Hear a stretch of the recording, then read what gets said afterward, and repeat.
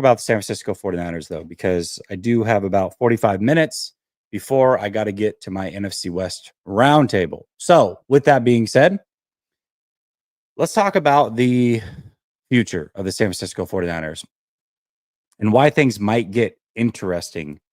I was looking at salary cap for teams going forward, and the 49ers they're not in the worst spot for this upcoming year. They have like 50 something million, or depending on the website you look at, anywhere from like 47 to 53 million. But they've got to pay Brock Purdy. We know that. Now, this next year, Brock Purdy is not going to be making a lot of money. So that's not the issue. But we just want to talk about future, like what a future roster might look like. And I was really surprised by this. So two things. One, the San Francisco 49ers are projected as of right now to be the oldest team in the NFL. The oldest team in the NFL. Now, that isn't as surprising as some of these other things that I'm about to go through. But to me, that's a really, really rough spot because like I've said, I feel like the Brock Purdy timeline and the 49, like the rest of the 49ers timeline are not lining up anymore. We're at a situation where the 49ers are going to have Brock Purdy at a reasonable price for the next 2 years. But this roster is aging rapidly. And I've talked about it a million times. I talked about it last night. I'll just quickly say it again. This is why I advocated for moving on from highly paid players that are under contract that I felt like at the trade deadline had some value. And I felt like that quick reset could get you assets and have you competing immediately in 2026. Yes, you would take a down year in 2025. The 49ers were never going to do that. But because they're never going to do that, right now they are set to be the oldest team in the NFL, while Brock Purdy is inexpensive. So they're aging. He's inexpensive. I don't know that those two things line up as far as a recipe for success. That's number one. Number two is the salary cap. So the 49ers, again, have a lot of room this year on the surface. But you do have to remember, out of all these teams I'm about to list, they're the only ones that have yet to pay their quarterback. So while the money seems decent, you do have to allocate your assets to pay Brock Purdy. So the Washington Commanders, one of the final four teams in the NFC, have $49 million more to spend this offseason than the 49ers. $49 million more. So not $49 million in total salary cap. They have $49 million more. I think they have like $96 million or something like that. So that's the Commanders. The Vikings, who we just saw lose, have $26 million more to spend this offseason than the 49ers. We thought they might pay Sam Darnold. That ship is definitely sailed. So that's not going to happen. And if they do, it's going to be very inexpensive. So having $26 million more to spend, and neither of these teams have to pay a quarterback because now they have rookie quarterbacks, essentially.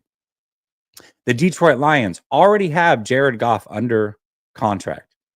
They're the number one seed, one of the four remaining teams still. They have $23 million more than the 49ers on their cap this next year. $23 million. That's pretty significant for a team that we're already trying to close the gap on. The Green Bay Packers, who we just saw lose in the first round, they have two things going for them. They have not only $16 million more dollars on their cap this year than the 49ers, but in contrast to the 49ers being the oldest projected team going into this next year, the Packers are the youngest projected team. So they're still really, really young. Now, again, these things are going to fluctuate a little bit. Age-wise, that type of stuff, it is going to fluctuate because free agency, draft, there's a lot of things that are going to play into it.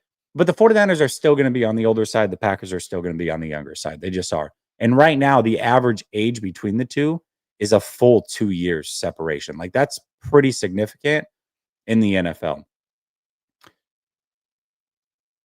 Not a big Jordan Love guy right now, especially. So who knows what's going to happen with him. But at least they've paid their quarterback. And that money that's allocated for him is factored into this, and they still have 16 million more to spend. The Rams, who are interesting. I said last night, hey, I don't know if Stafford's regressing. I don't know what the deal is here. He's been a little off at times this year. We'll see how he plays tomorrow or plays tonight, which was last night. Stafford's still an elite quarterback in this league. He just is. So that's not changing. At least it doesn't seem to be changing. And the Rams have $10 million more to spend this offseason than the San Francisco 49ers. So all of those teams have more. And I'm going to throw one more team into this. And the reason I'm going to throw them into this is because the 49ers and the Cardinals play in the same division. The Cardinals have 25 million more to spend than the 49ers this offseason. So the Cardinals finished third in the division, 49ers finished fourth. Obviously, we would assume that the 49ers are a better team, but 25 million is pretty significant. And again, they don't have to pay their quarterback. So it's just something to look at. I don't want to sound doom and gloom. The 49ers do have a path to success. They do.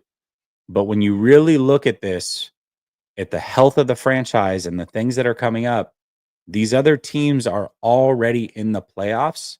So the 49ers have to close a gap against them, and they have to do it with less resources as far as money allocation this upcoming season. That is a really, really tough proposition. A really tough proposition. And it's not like the 49ers have all their guys under contract and they're good to go, and these other teams have a bunch of free agents.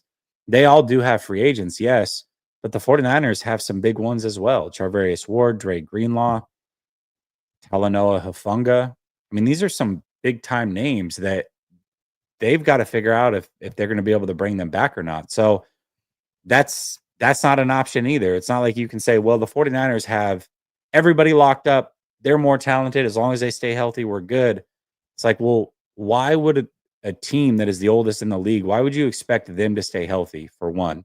And two, they have less money to spend in this offseason. So if you have a free agent that you and the Rams really like, and the Rams can pay more, and they just went to the playoffs, who do you think that free agent is going to choose? He's going to choose the Rams. So things are going to get really, really interesting. I want to propose this to you as well, though. A name that I really want the San Francisco 49ers to look at this offseason, if he is truly available, and he may stay in Kansas City, he may even retire. I don't know. He's 33 years old. But the 49ers have been really missing a space-eating defensive tackle. They need a real fat daddy up front. Like, since DJ Jones has left, they haven't had that guy consistently.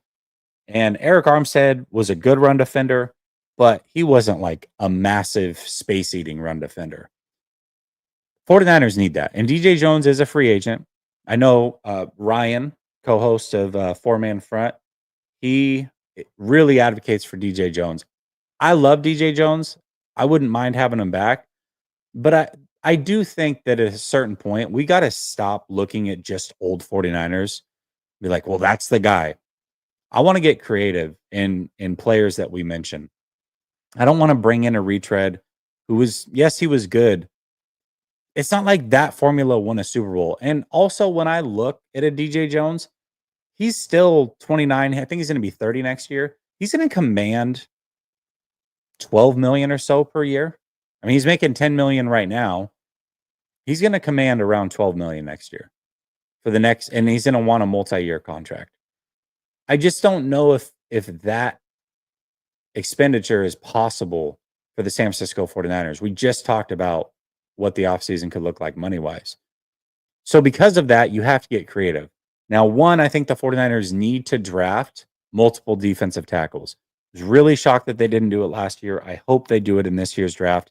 And I hope they get one within the first 2 rounds. Like, they need some talent there as well. But a player I'm going to bring up is Mike Pennell.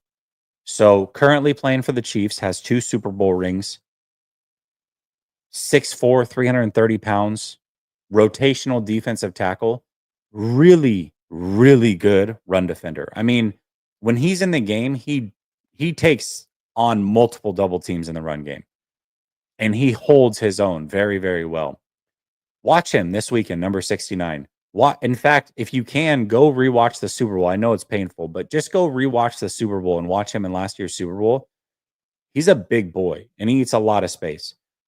He's probably going to make around $3 million per season, and you're probably going to be able to get him on a 1-year deal. Again, assuming that he doesn't win ring number 3 and say, hey, I'm good. He will be 34, so he may not want to play anymore. Or maybe he just wants to stay with Kansas City and keep running it back. That's a possibility. But those are the types of players I'm looking at. Who can you get on the cheap that's a space-eating defensive tackle? And if you can bring in somebody with championship pedigree, then I'm even more on board. And Mike Pennell fits all of those. So that's just a name that I've been sitting on for a while. I think I tweeted it out and talked with Ryan about it, but I hadn't brought it up on the channel. Mike Pennell is a player, and those types of players that I'm looking at. I think the 49ers need to use free agency as an opportunity to build a ton of depth and then use the draft to reset the talent. They can no longer afford to go buy big high money free agents and have those guys be your staples of the franchise.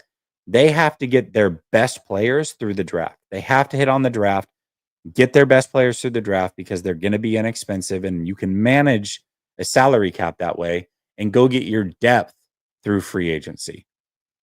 To whereas before, yes, the 49ers would certainly try to hit in the draft, but when they would miss, they would be able to spend big money on free agency to kind of make up for that miss. I don't think they're going to be able to do that going forward. They're not going to have the money. And that's a part of paying Brock Purdy, which does bring me to my final point before I get to the Ask Me Anything portion, which there was a lot of questions submitted. So I want to get through as many as possible. But a lot of people I saw were really upset. Not real. I mean, I don't know. Not like upset, like it's going to ruin your life, but they don't want to see Dre Greenlaw leave this team. And I don't either. That was like my number one concern. I think when I had Chris on a couple weeks ago, remember he's the one that won the bet against me. And we were talking about free agency. And I said, my number one concern is that you're not going to be able to bring back Dre Greenlaw. And he was pretty confident they were going to be able to.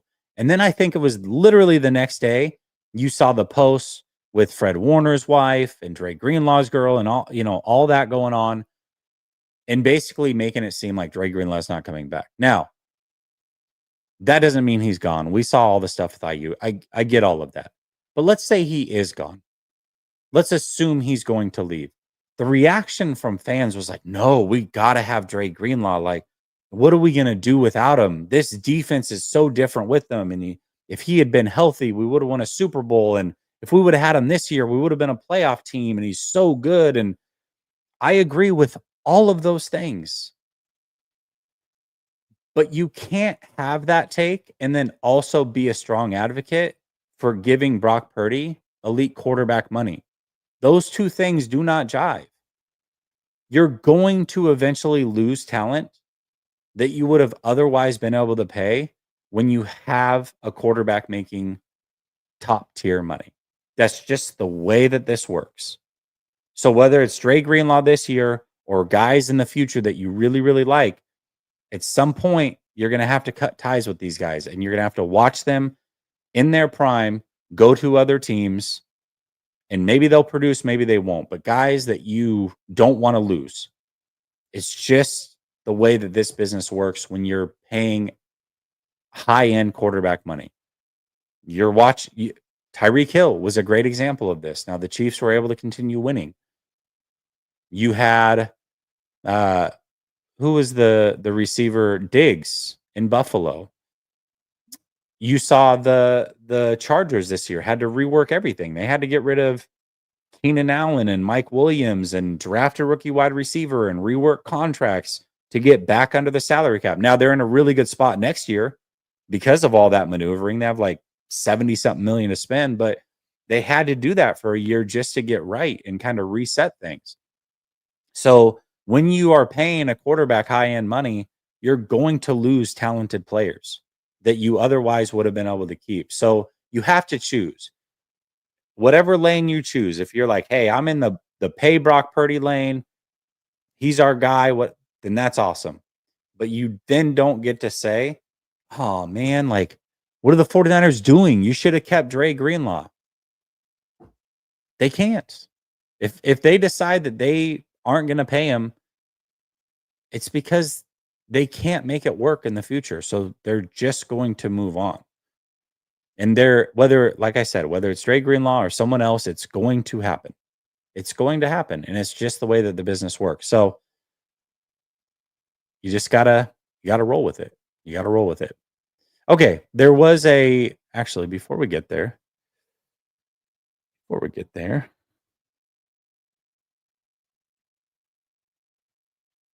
get to these real quick. Fabio says, here's $1.99. I appreciate you.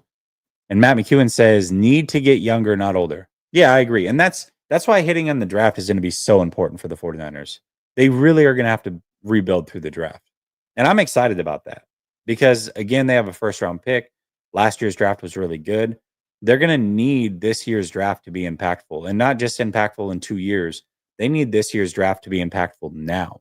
They absolutely need it if they're going to compete in 2025. So I'm really excited about this draft. I haven't gotten too much into the prospects yet, but there's a lot of excitement for this year's draft for sure. More so than I think that we've had in quite some time. Really, I think since the 2021 draft when they traded up, and then it was like everybody's debating the quarterback, which in hindsight they all were bad options, but at that time it was a really, really fun time, and we were excited about the draft.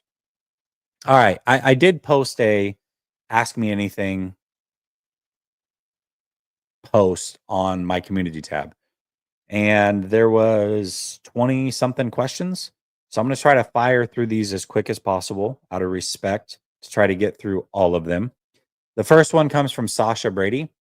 He says, if you had a total of 3 questions that you could ask anyone in the 49ers, be it the owner, a coach, a player, the tea lady, absolutely anyone, and they had to give you a full and honest answer, what 3 questions would you want to know the answers to, and who would you pose them to?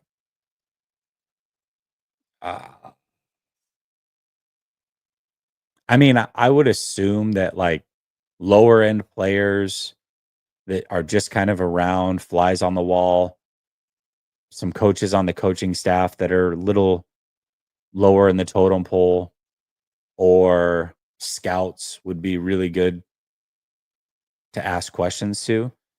I think the questions that I would want to ask are,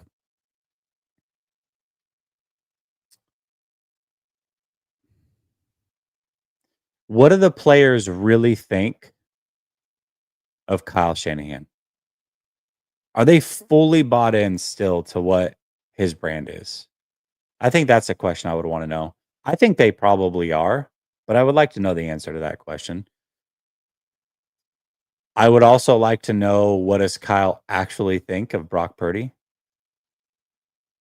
And I guess if you're saying that they have to be honest, then I would just ask that directly to Kyle.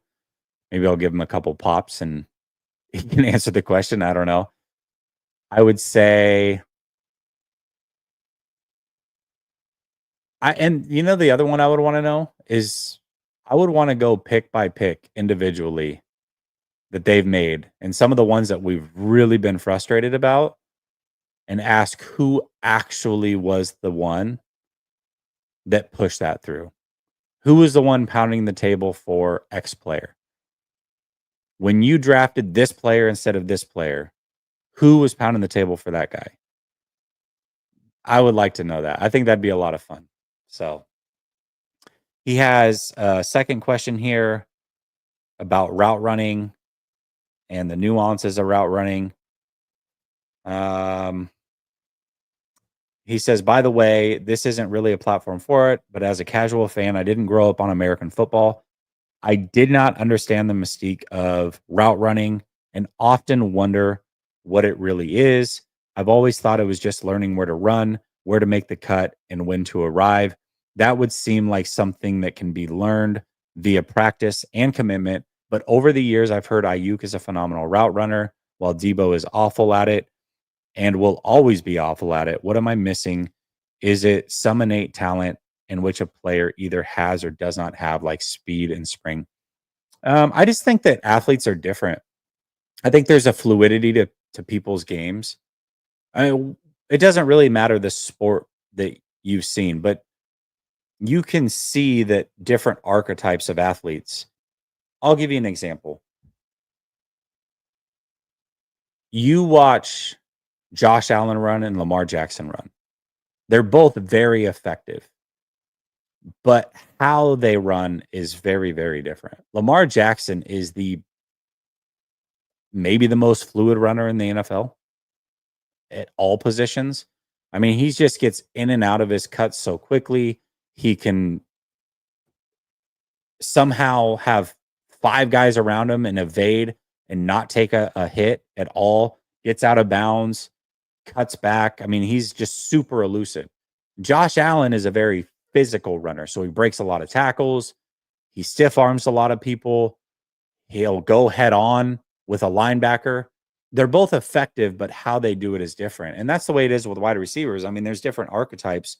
But when I look at like route running, I do think that there's a fluidity to your game that you either have or you don't have.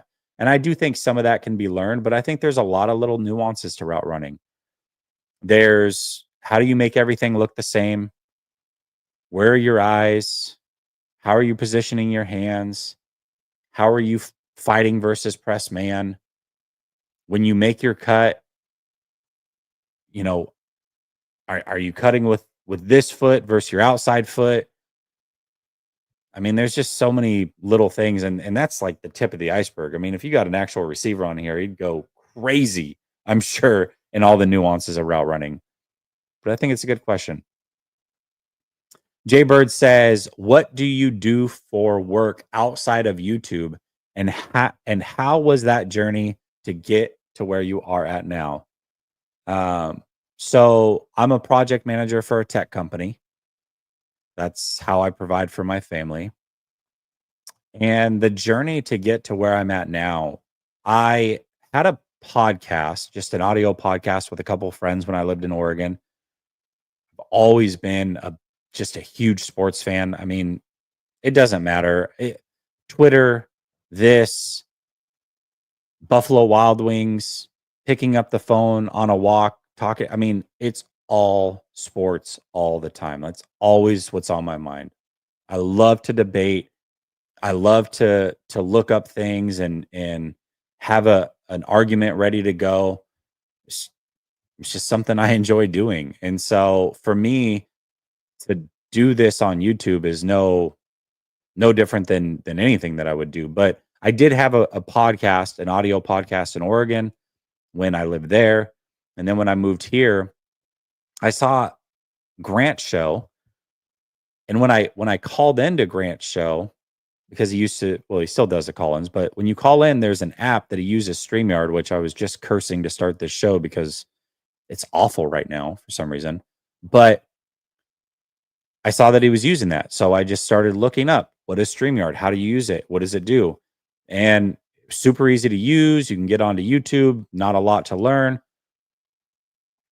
So I was like, that was it. I mean, I always I did want to have a YouTube channel, but as far as like how easy it would be and how to get into it and all those other things, I wasn't exactly sure like how all of it worked. And so once I found StreamYard, that was it. I was off and running. So shout out to Grant for doing the call-ins. Otherwise, I don't know if I would have ever started because I wouldn't have known about StreamYard. I would have eventually, but not when I did anyways. Good question. Paulie Yang says, what do you think the 49ers should prioritize on defense, Huff, Ward, or Greenlaw? All things being considered, if they can just choose one of the three and they have to come back, Greenlaw. The order would be Greenlaw, Huff, Ward. I love Ward, but I mean he made it pretty clear that he's got some traumatic stuff that he's going through here in the Bay Area, or not here in the Bay Area, but in the Bay Area. So I don't think that that's smart to bring him back. They do have 2 other good young corners as well. Huff would be nice to bring back, because if you're losing Ward and you lose Huff, that can be tough for the secondary. But I think they can recover with Mustafa and some of the other young players that are there, Renardo Green, what have you. And then Dre Greenlaw is like, we see it's night and day when he's on the field versus when he's not. So if they can get any of the players back, I would say Dre Greenlaw would be the one for sure. Adam Paul says, would you try to get a press pass? Would you want one? And what is the main question you would press Kyle about? No, I wouldn't. I live across the country for one. And I also say that even if I lived there locally, no, I never wanted to be in media. Like, it's interesting because when I was growing up, I grew up on SportsCenter and I loved what they did. So for me, that's how I saw myself getting into the sports world, was through ESPN and SportsCenter. Like, that was the dream. But as I got older and I realized there's a difference between just going over highlights and reporting on numbers and calling a game and what have you versus opining, it was very clear to me that I didn't want to do that. I wanted to have an opinion. And I do believe that it's hard to have a real honest opinion about a team, especially like the 49ers, when you have to see them every day. I think it's very easy to talk to these guys and like them as people, and maybe you don't want to be as tough on them because when you rub elbows with them, you like them a lot, or the franchise doesn't like the way that you talk about the team. And it's not like they can just rip your credentials per se, as long as you're professional when you're in the building, but they definitely can make your life really annoying when they choose to. And I don't want to be held to that. I don't want anybody looking over my shoulder. It's just not for me. So no, I think the only time that I would ever be interested in a press pass would be for training camp, and that's just to be on the field and be a little bit closer to the action. You can get pretty close in the stands, and we get a nice little spot where we can stand on the top bench and we can see pretty well. But like when they do practice on the far field, it can get a little bit tough. So that would be the only time. But nah, that's not for me. Not for me. Vinny says, what was the make and model of your first car? Did you love it or hate it? And was it purchased by you or given to you? Make and model of my first car was a 96 Chevy Cavalier. It was okay. I didn't love it or hate it.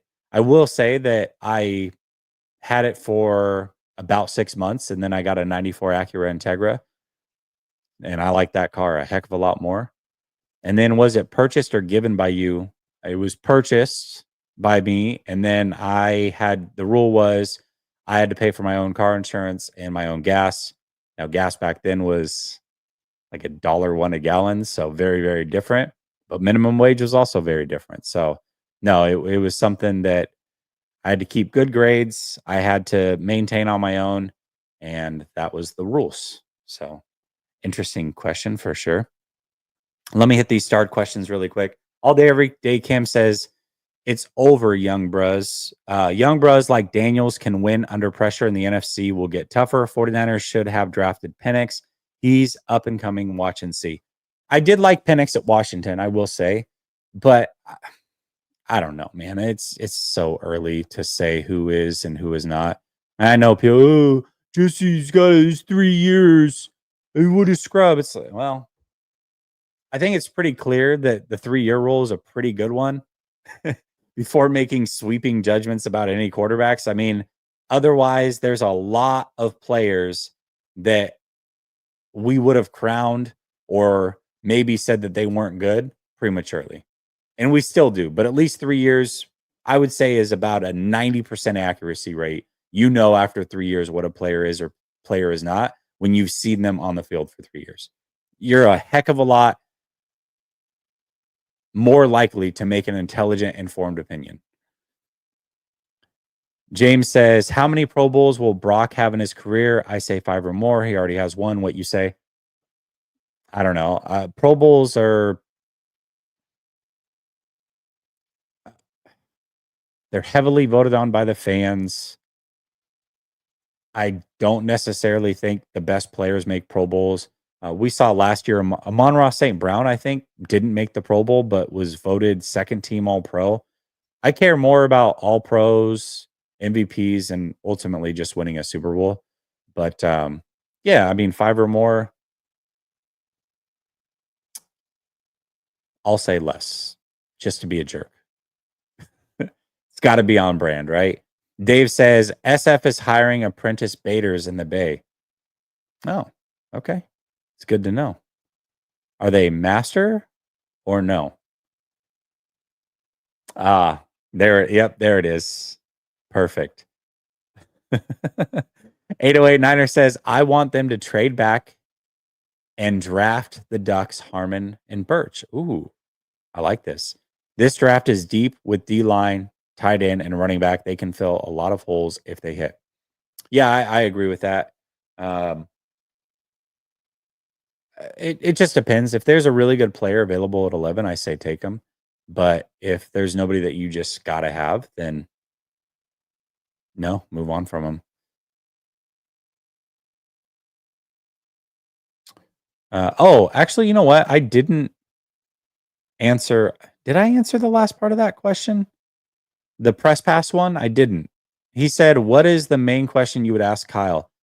I would ask Kyle if he had a chance to start his head coaching career over, what would he do differently? I want to see how introspective he is, what he would change. North of Nowhere says Brock lit the world on fire in 2022 and since then has had one very good year and a not so good year since taking over as the starter. However, we just saw him finish his second out of the last 3 years being injured. With both Zach Wilson and Justin Fields being a free agent this year, do you believe the 49ers could sign one of them? And if so, which one and why? I really don't think that Justin Fields would work here.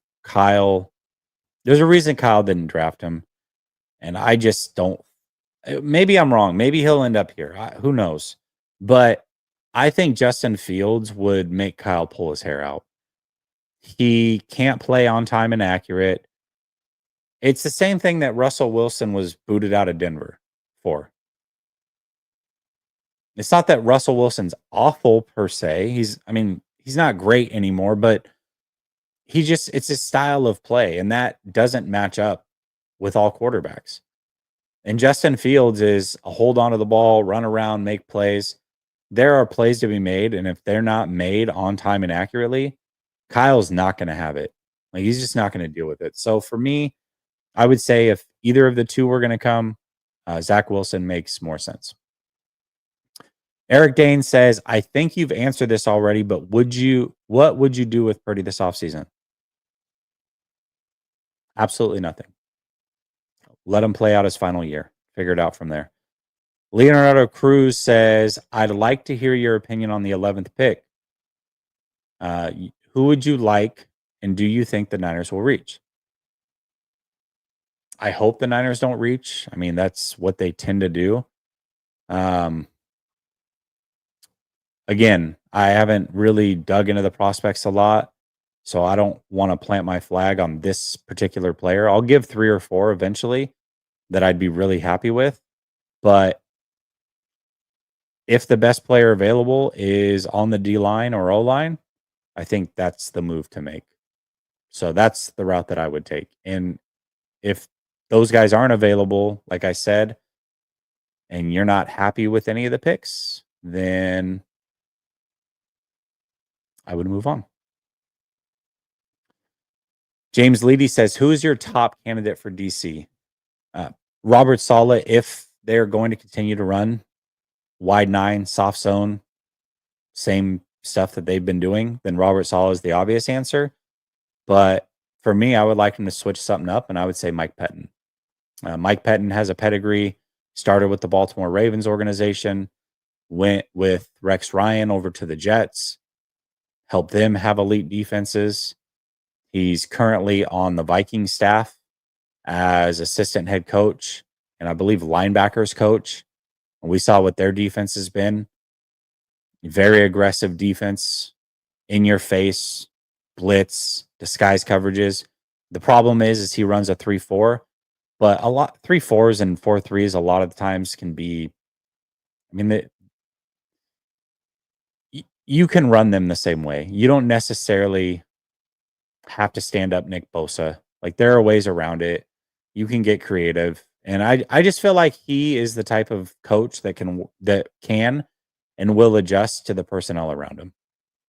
But I love aggression on defense, especially. I love aggressive defenses. To me, it's just really exciting to watch quarterbacks fold under pressure of a defense just imposing their will. I love it. So for me, that's the type of defensive coordinator I'm looking for. Edgar 2024 says Abdul Carter or Mason Graham at 11. If the scenario plays out, my mock did. I think a lot of these mocks are really, really off early on. I mean, both those guys are probably top 3, top 5 prospects in this year's draft. I don't think either one will make it to them. I think they're both really good players. I would go Mason Graham because I think defensive tackle is a higher position of need. And I don't think that Abdul Carter is clearly the better player. So the tiebreaker would be the position of need because I think that they're pretty close to the same level. So I would go Mason Graham personally. Rasputin says, what are your pros and cons of living in Florida as opposed to the West Coast? Considering a move, Florida or Texas?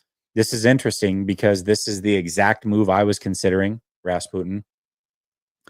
Lived in Oregon for 35 years. I wanted a warmer climate. I wanted no state income tax. I wanted somewhere that wasn't a desert. I wanted grass and trees, something I grew up on. So for me, it came down to Oregon and Texas, or excuse me, Florida and Texas. The tiebreaker was really that my wife absolutely loves the beach, and there are a lot of beautiful beaches here. So this is the route that we took. I love it. I would never, ever live in Oregon again, ever again. So, and I would just say in general, the West Coast versus Texas and Florida in particular, no state income tax. At least I can speak for Florida. I don't know about, or at least the Tampa area I can speak for.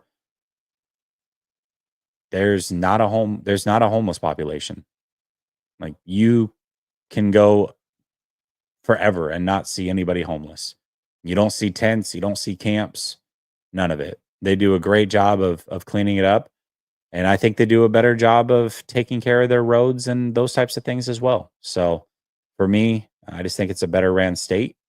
And so Florida, I love it here. Absolutely love it here. Joshua DeSato says, where do you start if you are interested in writing or reporting or otherwise creating content about the 49ers or any other topic of interest to you?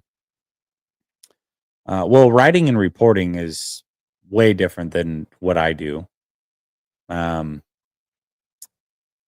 If you want to write or report, I mean, you're probably going to have some sort of degree, I would imagine. And you're probably going to want to intern somewhere for free. So I would just reach out to people on social media if that's the case. If you want to create content and you're like struggling of just how to get started, I have a lot of people ask me this question. I did make a video series about 2 years ago that I'd be willing to throw out there that you can check out. A little outdated, but for the most part, it'll get you where you need to go of the stuff that I use software wise, how I build my shows, that type of stuff. So if that's something you would want, I'll definitely throw it out there to you. You can email me. That's in the description of the channel. He also says, why is the bottom line that if Kyle wants Brock, Kyle's getting Brock, and there is no point in speculating about anything else, not discuss more? Because he has full autonomy to run this team however he wants this team. So that's the way it's going to be. G. Martinez says, is the O-line bad enough where San Francisco has to take Will Campbell or Kevin Banks at 11? No. No, I don't think so. I don't think so. If they're the best players available. But no, the offensive line in the NFL is not good. Offensive line play across the board outside of a few teams. The 49ers ranked way higher than you think, according to all major statistics. Doesn't matter the website you look at. A lot higher than you would think. So there are teams with way worse offensive lines. Now, does it need to improve? Yes. Can you improve that without getting guys in the first round? Yes. So I would say no. They don't have to go and reach on those guys. Saturn9 says, does the existence of smooth jazz imply the existence of rough jazz? I don't think so. I'm not a big jazz guy, but I think there's just smooth jazz and jazz, right? So imply probably, but doesn't make it so. Clarzard49 says, would you ever move back to Oregon, Jesse? No. If I remember correctly, aren't you from Portland? Yes. Do you have family here in Portland? My whole family's there. I personally actually don't really have family. My dad's passed away. All my grandparents are passed away. I do have a half sister that lives in Oregon. And then I have a mom and a half sister that live in Vegas that I've really just never had a relationship with.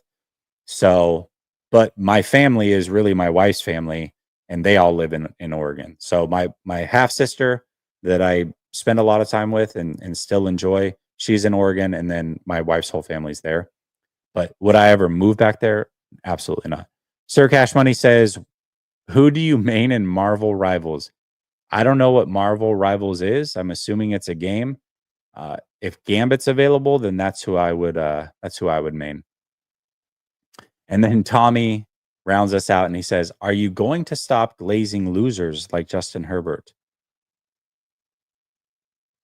No, I'm not. I love Justin Herbert. But if this trend continues, like let's say he gets into the playoffs next year and just melts down, then I'm definitely going to move off of him as far as like a lock top 5, top 6 quarterback, the way that I've viewed him. So I guess if that constitutes glazing, then technically, but as far as loving Oregon Duck players, no, I'm not. But I will be honest about him. I mean, I wasn't a big Bo Nix guy. Loved him at Oregon. Wasn't my favorite. Wasn't a big Marcus Mariota guy as far as a prospect goes. So I will be honest about them. But I got to see a lot more than one playoff game before I just move off of Justin Herbert. Daza says, does the front office really think paying Brock in one good draft can get us back to contention? This team has so many holes, aging vets, culture, and coaching concerns. I think the culture and coaching concerns are manufactured to a certain point. I mean, we definitely see what seem to be cracks in the armor, but we're not there on the day-to-day. So it's hard for me to say that they have those things. They certainly have things that I disagree with, but that doesn't mean that they have culture concerns. But maybe they do. And yeah, I think this front office is pretty arrogant on what we've seen. So I'm sure that they believe they're really close to still winning a Super Bowl. James says DJ Jones, 5th in run stops as a defensive tackle. As a starting defensive tackle, yes. The gentleman I mentioned, Mike Pennell, might be a better run defender, or at least on par, and is a fraction of the cost. Now, he's more of a rotational guy, but I'll take that for what the 49ers need. And Dave Barclay says, I got no family. You can be my family, Jesse. Dave, I appreciate you. We are practically family, I feel like, Dave. So you're adopted as my honorary family member. I appreciate you. All right, y'all. Listen, I've got Roundtable Sports going live in 3 minutes. Type in NFC West Roundtable into YouTube. It's going to be myself. Got a Rams creator, a Cardinals creator, and a Seahawks creator. They've all been on the channel, so definitely check it out. I'm going to need some support. I mean, season's over for the 49ers, but it's really hard to go in there with my head held high as a 49er fan if I don't have the support of y'all. So check it out. NFC West Roundtable, 2 minutes. Appreciate y'all. Peace.